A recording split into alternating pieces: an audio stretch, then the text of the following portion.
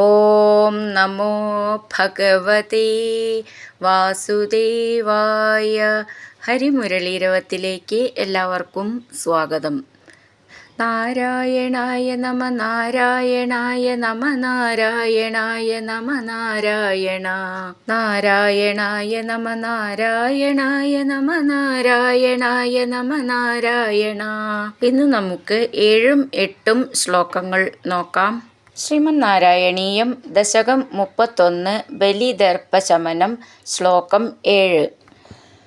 ത്വത്പാദാഗ്രം നിജപദഗതം പുണ്ഡരീകോദ്ഭവോऽസൗ കുണ്ഠിതോയൈരസിചത പുനാദ്യജ്ജലം വിശ്വലോകാൻ ഹർഷോത്കർഷാദ് സുബഹുനനൃതേ ഖേചരൈരുത്സവേസ്മിൻ ഭേരീം നിഘ്നൻ ഭുവനമചരജ്ജാംബവാൻ ഭക്തിശാലി.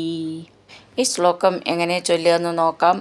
ത്വത്പാദാഗ്രം നിജപദഗതം പുണ്ഡരീകോദ്ഭവ അസൗ ചേർത്തിട്ട് പുണ്ഡരീകോദ്ഭവോസൗ. പുണ്ഡരി എന്നുള്ളതിൻ്റെ ണ ഡ എന്നാണ്. പുണ്ഡരീകോദ്ഭവോ ത് ഭാന്ന് ചേർത്ത് ചൊല്ലണം. കുണ്ഠിതോയൈർ ഇവിടെ അതുപോലെ തന്നെ ണ ഡ എന്നാണ്. ഒട്ടും ഊന്നണ്ട.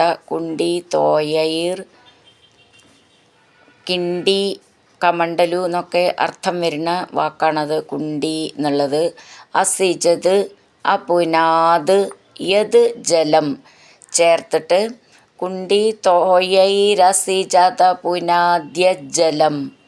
യത് ജലം എന്ന് ചേർത്ത് എഴുതിയതാണിത്. ജലം എന്ന് രണ്ടെണ്ണം ഞ്ച എന്നാവരുത്. 2 ജ എന്നാണ്. ജലം മെല്ലെ നൂന്നി പറഞ്ഞാൽ മതി. ജ എന്ന്. വിശ്വലോകാൻ ഹർഷോത്കർഷാത് സുബഹു നനൃതേ ഖേചരൈർ ഉത്സവേ അസ്മിൻ ചേർത്തിട്ട് ഖേചരൈരുത്സവേസ്മിൻ. ഇവിടെ അതേപോലെ തന്നെ സ എന്നുള്ളത് ത് സ എന്ന് ചേർത്ത് ചൊല്ലണം. സ എന്ന്. ഖേചരൈ എന്നുള്ളതിൻ്റെ ഖേ എന്ന് നന്നായിട്ട് ഊന്നി പറയണം. ഭേരീം ഭേ എന്നുള്ള അക്ഷരം നന്നായിട്ട് ഊന്നി പറയണം. രീം എന്ന് നീട്ടിയിട്ട് മുറുക്കം. നിഘ്നൻ ഖ എന്നുള്ള അക്ഷരം മേഘത്തിൻ്റെ ഖ എന്നാണ്. നന്നായിട്ട് ഊന്നി പറയണം. നിഘ്നൻ. ഭുവനം അചരത് ജാംബവാൻ ചേർത്ത് ചൊല്ലുമ്പോൾ ഭുവനമചരജാംബവാൻ. ഭുവനമചരത് എന്നവിടെ വിട്ട് ചൊല്ലുകയാണെങ്കിൽ പിന്നെ ജാംബവാൻ എന്ന് മതി. ചേർത്ത് ചൊല്ലുമ്പോൾ 2 ജ എന്ന് വേണം. ഭുവനമചരജാംബവാൻ. ഭൂ എന്നുള്ള അക്ഷരം നന്നായിട്ട് ഊന്നി പറയണം. ജാംബവാൻ എന്നുള്ള ഞ്ച എന്നൊന്നും ആവരുത് ചേർത്ത് ചൊല്ലുമ്പോൾ. ഭുവനമചരജാംബവാൻ. ഇവിടെ അതേപോലെ തന്നെ 2 ജ എന്ന് ചേർത്ത് ചൊല്ലുകയാണ്. ജ എന്നൊന്ന് ഊന്നിയാൽ മതി മെല്ലെ. ജലം എന്ന് പറഞ്ഞ പോലെ തന്നെ ജാംബവാൻ. ബ എന്നുള്ളത് ബാലൻ ഉള്ള ബ എന്നാണ്. ഒട്ടും ഊന്നണ്ട. ഭക്തിശാലി ഭ എന്നുള്ള അക്ഷരം നന്നായിട്ട് ഊന്നി പറയണം. തീ എന്നുള്ളത് കാത്ത എന്നാണ്. ഭക്തിശാലി നീട്ടിയിട്ട് അങ്ങനെ നിർത്താം. ത്വത്പാദാഗ്രം നിജപദഗതം പുണ്ഡരീകോദ്ഭവോऽസൗ കുണ്ഠിതോയൈരസിജത പുനാദ്യജ്ജലം വിശ്വലോകാൻ ഹർഷോത്കർഷാദ് സുബഹു നനൃതേ ഖേചരൈരുത്സവേസ്മിൻ ഭേരീം നിഘ്നൻ ഭുവനമചരജ്ജാംബവാൻ ഭക്തിശാലി. അടുത്തത് 8ാമത്തെ ശ്ലോകം. താവദ്ദൈത്യാസ്ത്വനുമതിമൃതേ ഭർത്തുരാരബ്ധയുദ്ധാ ദേവോപേതൈർഭവദനുചരൈഃ സംഗതാ ഭംഗമാപൻ കാലാത്മായം വസതി പുരതോ യദ്വശാദ് പ്രാഗ്ജിതാഃ സ്മഃ കിം വോ യുദ്ധൈരിതി ബലിഗിരാതേഥ പാതാളമാപു. ഈ ശ്ലോകം എങ്ങനെ ചൊല്ലാമെന്ന് നോക്കാം. താവത് ദൈത്യ ചേർത്തിട്ട് താവത് ദൈത്യ. ദ എന്നുള്ളത് മദ്ദളം എന്നൊക്കെ പറയുന്ന പോലെ മെല്ലെ നൂന്നി പറയണം. സ്തു അനുമതിം ഋതേ ചേർത്തിട്ട് സ്ത്വനുമതി മൃതേ താവദ്ദൈത്യാസ്ത്വനുമതി മൃതേ ഭർത്തുർ ആരബ്ധയുദ്ധ.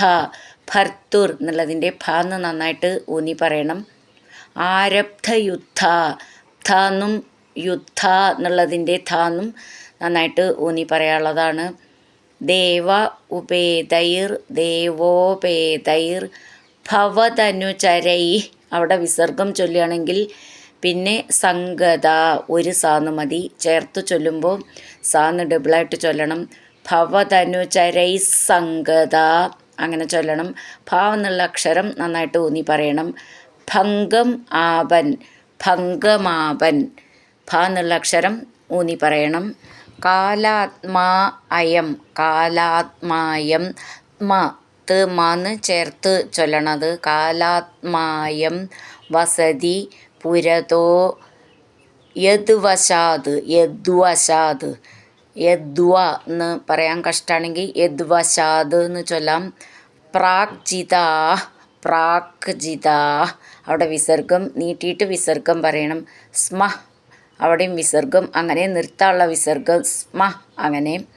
കിം വോ യുദ്ധൈർ ഇതി യുദ്ധൈരിതി ഥൈ എന്നുള്ള അക്ഷരം നന്നായിട്ട് ഊന്നി പറയണം. ബലിഗിരാ തേ അഥ തേ ഥ ഥ എന്നുള്ള അക്ഷരം നന്നായിട്ട് ഊന്നി പറയണം. പാതാളം ആപു അവിടെയും വിസർഗമുണ്ട് ലാസ്റ്റിൽ. പാതാളമാപു അങ്ങനെ നിർത്താം. താവദ്ദൈത്യാസ്ത്വനുമതി മൃതേ ഭർത്തുരാരബ്ധയുദ്ധ ദേവോപേതൈർഭവതനുചരൈഃ സംഗതാ ഭംഗമാപൻ. കാലാത്മായം വസതി പുരതോ യദ്വശാത് പ്രാക്ജിതാ സ്മ. കിം വോ യുദ്ധൈരിതി ബലിഗിരാ തേഥ പാതാളമാപു. ഹരിനാരായണ ഗോവിന്ദ ജയ നാരായണ ഗോവിന്ദ. ഹരിനാരായണ ജയ നാരായണ ഗോവിന്ദ ഗോവിന്ദ ഗോവിന്ദ.